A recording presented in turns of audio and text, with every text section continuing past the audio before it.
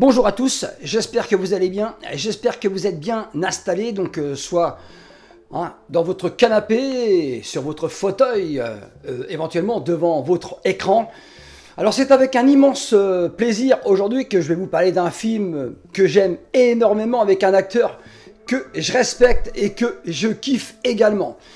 Voilà, un film avec le grand Kevin Bacon, donc vous l'avez bien sûr sur mon arrière-plan. C'est un film injustement méconnu. Le film s'appelle Hypnose. Est-ce que vous avez peur des fantômes? Si vous avez peur des fantômes, je vous le déconseille vivement. Si vous aimez donc les films sur le fantôme, je vous le conseille vivement. Franchement, Kevin Bacon, superstar donc dans ce long métrage, et ça fait vraiment plaisir. Alors, c'est vrai que c'est un film que je veux absolument défendre parce que pour moi c'est une œuvre magistrale donc dans le genre, et c'est vrai qu'elle est quand même aujourd'hui un peu oubliée. Alors ce film est sorti en 1999, il est réalisé par David Koepp. Alors David Koepp, c'est un très grand scénariste de cinéma. Il a notamment travaillé sur Dark Angel donc en 1990 avec notamment Dolph Lundgren à l'affiche. Il a également travaillé sur le scénario de Jurassic Park en 93 signé Steven Spielberg. Une vidéo est d'ailleurs disponible sur la chaîne. Voilà, donc et tant d'autres encore, je ne peux pas citer donc tout son travail, mais c'est vrai que David Koepp a un travail donc phénoménal donc dans le cinéma. Je vous conseille d'aller voir donc son Wikipédia. Franchement, il a vraiment de très belles choses. Alors, bienvenue donc dans les portes de l'esprit avec ce film, avec une magnifique musique signée James Newton Howard, à qui l'on doit notamment la magnifique BO en 90 de Pretty Woman, donc Julia Roberts, Richard Gere. Également donc Le Fugitif d'Andrew Davis en 93 avec un certain Harrison Ford. Et il a également travaillé sur Le Sixième Sens donc en 1999 de M. Night Shyamalan. Et également sur le remake redoutable, monstrueux de King Kong 2005 signé Peter Jackson. Voilà, alors le budget de ce film, c'est environ 13 millions de dollars avec un box-office mondial de 26 millions donc rapportés. Alors c'est vrai qu'il aurait mérité donc franchement davantage. Bon, toujours est-il que le film donc est largement rentabilisé. Et en France, ce sera 759 900 spectateurs qui vont tout simplement se déplacer pour aller voir cette œuvre donc dans les salles obscures. Franchement, je les envie. C'est un film que j'ai découvert bien sûr en VHS, et c'est vrai que j'aurais aimé découvrir donc ce film donc dans les salles obscures. Alors, il est sorti à peine 3 semaines après Le Sixième Sens donc de M. Night Shyamalan. Alors c'est vrai que ces deux films sont sortis quasiment en même temps, et c'est vrai que ce sont quand même deux œuvres donc assez proches l'une de l'autre. Voilà, alors aux USA, voilà, donc 3 semaines donc après donc aux USA bien entendu. Alors ce sont clairement donc ces deux films de rivales donc du genre. Alors même si Hypnose est un peu oublié aujourd'hui, c'est vrai que je vous conseille vivement de le voir ou de le revoir, de lui redonner une chance, voilà, donc parce que franchement il le mérite largement. Alors que raconte ce film? Nous allons suivre tout simplement les aventures de Tom Witsky, donc interprété bien sûr par Kevin Bacon, voilà, donc marié avec un petit garçon, voilà, tranquille.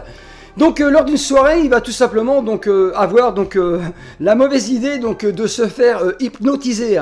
Alors au départ, c'est marrant parce que il est franchement très opposé, il n'y croit absolument pas du tout. Et à partir du moment où il va être tout simplement hypnotisé, ça va être le bordel dans son cerveau. Voilà, donc dans l'habitation, dans la maison qu'il loue, il y a eu un terrible drame. Voilà, donc une jeune demoiselle a été violée, tuée donc dans ses murs, et son fantôme va tout simplement donc demander de l'aide à Kevin Bacon. Voilà, donc écoutez, magistral, il y aura des scènes phénoménales où on va tout simplement lui demander de creuser. Voilà, donc écoutez, et le petit garçon donc de Kevin Bacon, Tom Witsky, a également lui le Shining. Il est capable donc de sentir les morts et de voir les morts. Voilà, donc franchement je vous le conseille vivement. Donc le final de ce film est absolument intéressant et bluffant. Voilà, alors Kevin Bacon au casting, voilà, donc vedette, donc c'est vrai qu'il tient pratiquement donc le film sur ses épaules. Il interprète Tom Witsky. Alors lui, bien sûr, Kevin Bacon, je ne vais pas citer toute sa filmographie tellement elle est énormissime, mais on lui doit notamment Footloose, donc en 1984, voilà, donc on pouvait voir Kevin Bacon danser dans ce long métrage. JFK, donc en 91, magistral, voilà, donc franchement c'est un très grand film. Et Sex Crime, donc notamment en 98, franchement un thriller très intéressant. Alors Hypnose, donc c'est un incroyable et pourtant envoûtant, donc c'est incroyable et envoûtant, c'est une bonne surprise, un film inventif et angoissant. Voilà, donc c'est vrai que c'est assez inventif et c'est vrai que par moments c'est assez angoissant lorsqu'on voit lors des apparitions tout simplement donc du fantôme de Samantha. À ses côtés, donc aux côtés de Kevin Bacon dans le film, il y a Cathy Herbs qui interprète sa femme, donc Maggie Witzki, donc Ileana Douglas, donc l'hypnotiseuse dans ce film qu'on a vu donc dans Les Affranchis de Martin Scorsese en 1990, ou alors dans Les Survivants, donc Alive, donc en 93, ce film magistral, donc bien sûr sur la catastrophe donc de la cordillère des Andes. Voilà. Alors nous avons également Kevin Dunn qui interprète tout simplement Frank McCarthy, qu'on a vu dans Blue Steel en 90, aux côtés de Jamie Lee Curtis, ou dans Make Up for Dead, Désigné pour mourir en 90, aux côtés bien sûr de Steven Seagal. Et dans le Godzilla, donc en 1998, signé Roland Emmerich. Voilà, donc écoutez, c'est vrai que c'est pareil, il y a un casting donc pour le moins très intéressant.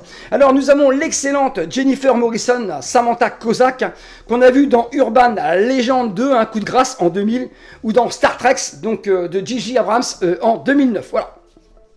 Franchement, cette charmante demoiselle est absolument intéressante donc dans ce film. Ses apparitions donc démoniaques, fantasmatiques, fou, franchement les chocottes. Alors ce film est absolument hypnotique pour le spectateur. Il recevra donc le Grand Prix au Festival de Gérardmer donc pour David Coep, et c'est largement mérité. Avec un budget de 13 millions de dollars, il sort en France le 3 mai 2000 et rassemble 759 900 spectateurs. Voilà. Alors à noter donc une magnifique photographie dans ce film signé Fred Murphy, à qui l'on doit Freddy vs Jason en 2003 de Ronnie Yu. Une vidéo est dispo donc sur la chaîne, n'hésitez pas donc à aller voir bien sûr les anciennes vidéos, les commenter. Voilà, donc je vous remercie d'avance et je répondrai bien sûr à tout le monde. Alors c'est un film donc trop injustement méconnu, avec un suspense magistral. Donc c'est un excellent film de fantôme.